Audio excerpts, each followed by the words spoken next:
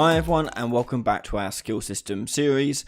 This is an extra episode, a bonus episode to answer a question that I've been receiving, and that is how we can use the skill system to actually gate progression throughout the game.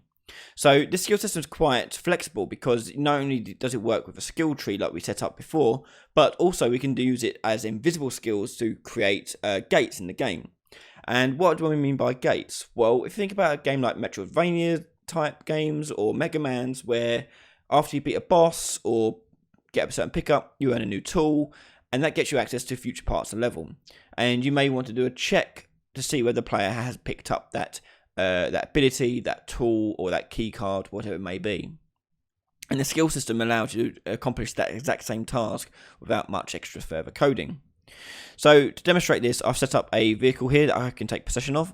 If you want to know how to do that, I've got the video on my channel describing how to take control of a vehicle. But for this episode, we're not going to worry about doing that. So what I want to do is I want to make a certain tool that I have to pick up first of all, before I can actually open and drive this car. Now, it's important to note, we're doing it as a pickup, but this same thing could be applied to anything. It could be applied to a cutscene ending, a boss being killed, whatever it may be. It's some kind of an event, okay? Any kind of trigger you want this to happen. So we're going to do it with a pickup. So let's make a little pickup with a new blueprint class, a new actor, and we'll call it the hot wire kit. And I've got no fancy artwork, so let's do something a bit basic. We'll do a basic cube, and then we'll add a sphere collision on it so we know when we picked it up.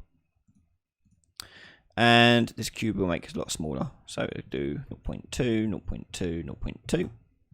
And I'm going to hover it off the ground a little bit. Let's add some rotation movement to it as well, because why the hell not?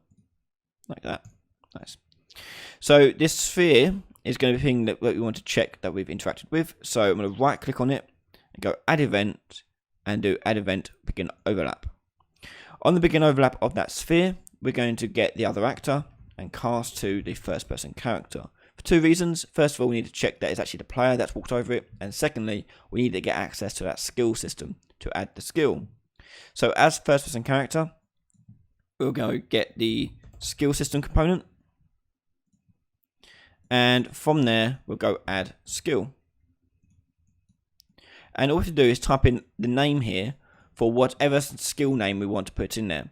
As long as you're consistent with it, it doesn't really matter if it's in the table or not, but it has to be consistent. So I'm going to type in hot wire kit, okay, and hit enter, and that's it. I've added the skill. So now when I go up to the car, I want to be able to do a check to see whether or not I have actually got that skill. So let's go to the car's blueprint, and let's take a look at the possession that we've got going on here. So when I possess it here, before I do the possession, I want to check whether or not I have the skill. So let's move all this down and move that all over there. Actually, we'll do it up the top here, be a bit easier. Doesn't really matter where back you put it, but you want to do it before you take possession of the vehicle in this case. So here I've got it as first person character link, reference. So from there, and before I do the bind event, we're going to query, get skill system first of all, and then do the query skill function. Query skill. And you want to just type in the name of the skill that you're looking for. In this case, it's the hot wire kit. So hot wire kit. Now this is going to return true or false whether it's successful in finding that skill. So we do a little branch. And if it is successful, carry on the bind event as you do.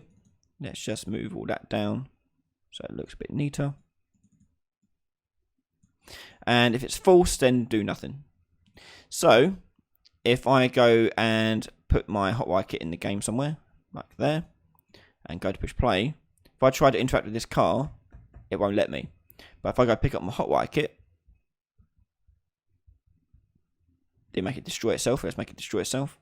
So once I add the skill, destroy instance, or destroy actor, there we go. And let's make the sphere a bit bigger as well. Like so. Cool. So now, yeah, so I can't interact with it. But if I go pick up my hot wire kit, I can now interact with it and get where I want to go. So, for example, we could also do this like with repairing, with opening doors, anything you like, as you're checking whether or not you have a certain skill equipped inside the system. And you can use that, as I say, to gate progression throughout your game, all without having to add more complicated systems. You can just use this pre-existing one just fine. And that's it. Thanks very much for watching. If you have any other particular queries about the skill system, leave a comment below. I'd be interested to see if people want extra bonus episodes answering particular questions. That'd be great. Thank you to all my supporters on Patreon. This wouldn't be possible without you guys. So if you want to support me, head over to patreon.com/RyanEllie. Donation just $1 will get access to all these videos, sometimes months before everyone else, as well as other benefits such as Discord and other things as well.